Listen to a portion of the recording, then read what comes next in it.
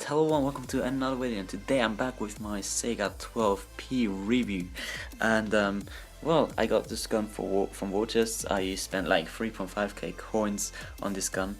Was totally not worth it, but hey, we got a platinum. And I basically lacked the platinum, and also I didn't have the Saiga on this account, so I was like, hey, let's go for this.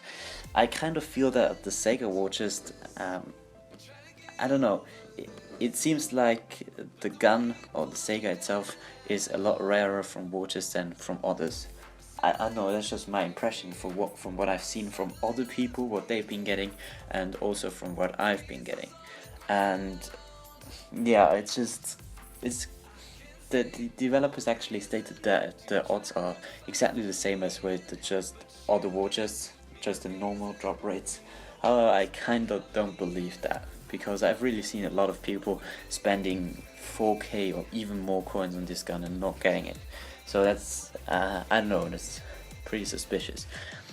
Now, let's get to the gun itself. This gun is basically has the same stats as the Saiga G, and the only thing that's different is the actual skin. RCF took the skin from Bandit. They just exactly copied it, which is really lazy in my opinion. Still, I think it's pretty good looking, but that doesn't mean that it's not lazy. So just that you get me right there. And yeah, I think RCF should definitely start to create like more appealing platinum skins again, especially start to create new platinum skins like they did with the Minotaur, which is an absolutely great skin. Yeah, but for the rest of the gun, I think I don't really need to give you guys a recommendation whether you should buy this gun or not, because it is just absolutely wreaking havoc on Favela, Kiev and Redon, if you apply it correctly, of course. Applying it correctly means that this gun is a shotgun. You need to use it at close range, and at close range you're absolutely devastating everyone. And the higher the range to, or the higher the distance to your target, the less damage you will deal, and the more difficult it will become to actually hit the target because of the gun, because of the really high recoil of the gun. Now, the fire rate and the damage output of the Saiga are pretty good. It's 2-shot kill at close range, mid-range and high range. The damage starts decreasing, well, mainly because of its very limited range, and also because the bullets of the shotgun pellet actually spread. So there's less bullets hitting the target, and this is why you deal less damage, essentially. So yeah, as I've already mentioned about the bullet spread of this weapon is pretty insane. This is also why this gun does not require any skill to play at close range whatsoever. Because of its high bullet spread, you don't really have to aim. You just have to aim into the direction of the target and you will hit it, because the bullet spread of this gun is so insane. And yeah, this is also why the recoil is somewhat neglectable, because the actual bullet spread will compensate that. And even if you miss your target, you will still get hit marks and you will still deal a fair amount of damage. This is also why a lot of people have been complaining about this gun being overpowered, also because of its really high fire rate. And I honestly think it's not overpowered, because what makes people think of the gun being overpowered is basically just people using it correctly, the correct way. Because the Saiga is only good at close range. If you try to defeat the sniper with the Saiga, oh well, okay, well, they actually, I don't know, the Saiga just has insanely high range for whatever reason.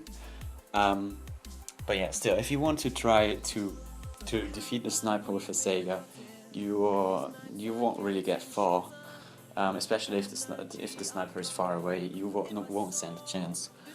And really, the Saiga is only seems to be overpowered because people are using it on Favela, they're using it on Kiev, they're using it on Redon, in that middle compartment between the spawn tunnels. And there, of course, the gun is really good, because that's just close range combat. But I can also be OP with my Groza M, because I'm only using it for high range fights. So there's absolutely no reason to call this gun overpowered. What I honestly don't like is the fact that RGS also or even buffed the Sega. Well, that was actually quite some time ago. They buffed its capacity from 8 to 10, so that is like a 25% increase, and probably buffing the Sega is one of the worst moves RGS could have done, because they basically already make a gun that's already hated by the community and make it even more hated. And yeah, it's probably was a pretty clumsy move, because they actually wanted to make the Saiga-12 a more viable choice when they released the Devastator. Yeah, you can always debate whether that was a good decision or not, but I personally think it wasn't, because at its current stage the Sega is really annoying, especially as they released it again in the store. If you go to Favela, there's like 50% of all players using it at peak times, and it's just not really fun to play when you want to play around with your Groza M or whatever. Of course, you can always play well with these guns if you play the way you have to play, but if you always have to camp, if you always have to play that anti-Sega style, it is really annoying for me, and it's also really nerve-wracking. Yeah, it was a questionable move on RGS side to release the Sega to the store again. My personal opinion about this is, well, RGS needs money. But still, it was somewhat questionable. But yeah, that was all for today. I hope you guys enjoyed the rest of the gameplay. See you guys in the next video. Next couple of videos are going to be in RCF, because I got quite a few guns there, as you might know from my Waters openings. So yeah, see you guys later.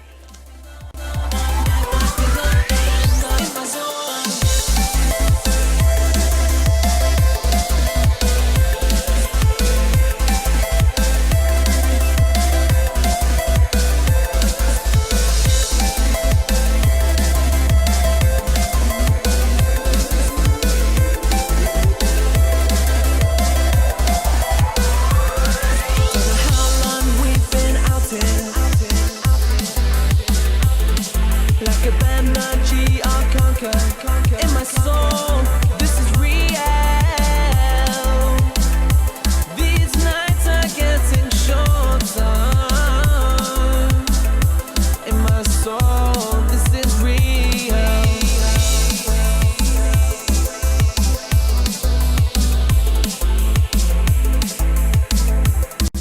Right, to end the video, I just realized that I forgot to inform you about the next week and what is going on my channel right there. Next week I'm going to be on holidays once again. Yes, I've just been on holidays a couple of weeks ago, or like last week even. Well, yeah, we're gonna go on holidays, and this means no videos for next week. However, you can expect like 2 or 3 videos coming out until then, so stay tuned for that. Hope you guys enjoy it. See you in the next video. Bye.